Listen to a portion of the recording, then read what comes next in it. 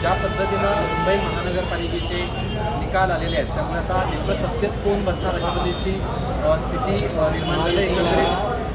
एकंदरीत काय कारण 16 जागांचं अद्याप काउंटिंग बाकी आहे. मला असं वाटतं की भाजपा ज्या पद्धतीने म्हणजे अगदी सकाळपासून आम्ही 3 वाजता विजयाचं सेलिब्रेशन करणार आहोत. 3 वाजता तिथे भाजप कार्यालय सेलिब्रेशन सुरू आहे. मुळात जर निकालांमध्ये अजूनही स्पष्टता आलेली नाही आहे. अजूनही साधारण 12 जागांवरचे निकाल राहिलेले आहेत. मला वाटते कदाचित मी बोलत असताना ते निकाल 6 ते 8 जागांपर्यंत अजून शिल्लक राहिलेले असतील. जर एवढ्या जागांवरचे निकाल शिल्लक राहिलेले होते तर 3 वाजता भारतीय जनता पार्टीने कोणत्या आधारावर सेलिब्रेशन सुरू केलं? म्हणजे भारतीय जनता पार्टीची काही मॅच फिक्सिंग आहे का की डायरेक्ट लगेच विजयाचं सेलिब्रेशन सुरू केलं? महत्त्वाचं दरवेळेला एखादा कुणीही ठाकरेंकडून शिंदेकडे किंवा भाजपकडे जात असताना माध्यमांमध्ये सतत बातम्या येत होत्या ठाकरेंना धक्का, ठाकरेंना धक्का. परंतु आम्ही वारंवार असं म्हणत होतो की शिंदेकडे जे कुणी नगरसेवक गेलेत त्या नगरसेवकांचा आकडा कृपया गृहीत धरू नका.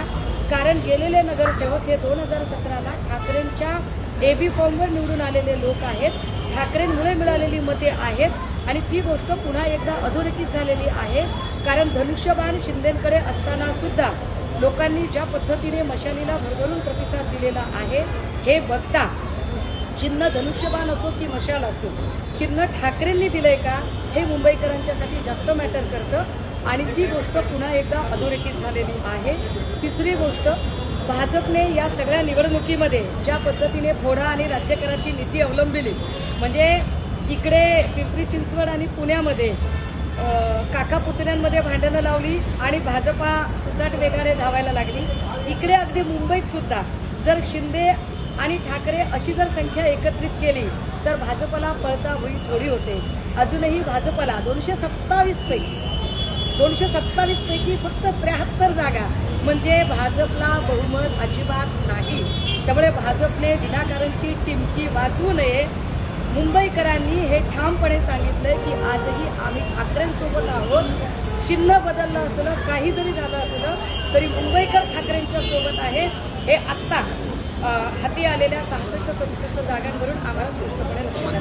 मंत्री नितेश राणे यांनी ज्या पद्धतीनं व्हिडिओ करून एक प्रतिक्रिया देण्याचा प्रयत्न केला कसं बघता या प्रकाराकडे? काय आहे माहिती टिल्लूची ती सवय आहे.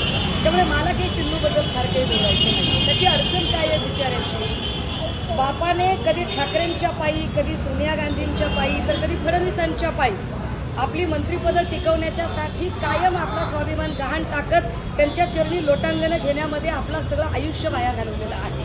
जर नारायण राणेंचं सगळं आयुष्य हे दुसऱ्यांच्या पायी लोटांगण घालण्यामध्ये वाया गेलेलं आहे तर नारायण राणे टिल्ल्या-पिल्ल्यांवरती संस्कार कधी करतील? त्यामुळे टिल्ल्याने दाखवलेले संस्कार ही त्याची लायकी आहे. हे नारायण राणेंनी काय शिकवले आपल्या लेकरांना ते त्याच्यातनं दिसत आहे. त्यावर आम्हाला काही फार विशेष असं वाटत नाही. ते त्यांच्या लायकीनुसार वागले आहे. ठाकरे ब्रँड संपू अशी घोषणा सातत्याने करत होते. मात्र ज्या पद्धतीचा निकाल आहे काय त्यांना सांगतात? मी आपल्याला तेच सांगते की 227 पैकी 73 जागा भाजपला मिळतात. म्हणजे करोडो रुपये पाण्यासारखा पैसा खर्च करून अगदी उमेदवारच विकत घेण्याची भाषा करून धमकावून एका मताला 10-20 हजार रुपये खर्च करून सुद्धा त्यांना ठाकरेंना परास्त करता येत नाही. त्यामुळे फडणवीसांनी अजिबात ही टिमकी वाजवू नये की त्यांना सगळं जमलेलं आहे. मुळात ते हरलेले आहेत. आमच्या नजरेत ते आत्ता जरी त्यांचा आकडा तोही 4-5 नाही फार जास्त मोठा नाही 5-6 जरी तो आकडा मोठा असला तरी सुद्धा आमच्या नजरेत फडणवीस हे निव्वळ हरलेले आहेत. फडणवीसांचा जो काही जोर दिसत आहे तो आता शिंदेची संख्या एकत्रित करून 110 वगैरे सांगायचा प्रयत्न आहे.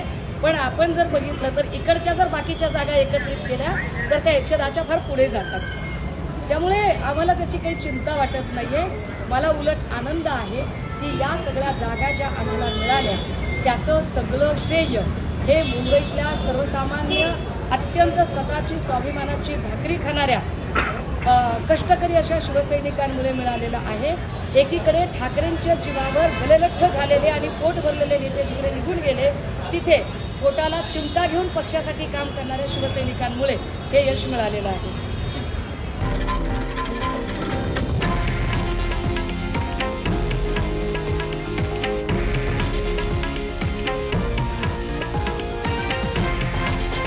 हे आहे देशातील नंबर 1 न्यूज नेटवर्क आणि आपण पाहत आहात TV9 मराठी, एकमेव.